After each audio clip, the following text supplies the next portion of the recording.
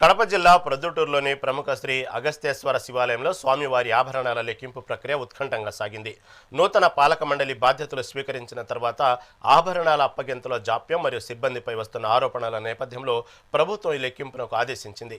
Kurnool regional అధికారి పాండురంగారెడ్డి ఆధ్వర్యంలో ఇవాళ రోజంతా బంగారు వెండి ఆభరణాలను క్షుణ్ణంగా పరిశీలించారు. మొదటి రోజు లెక్కింపు పూర్తి కాకపోవడంతో ప్రక్రియను నిలిపివేసి తిరిగి బుధవారం ఉదయం కొనసాగిస్తామని అధికారులు వెల్లడించారు.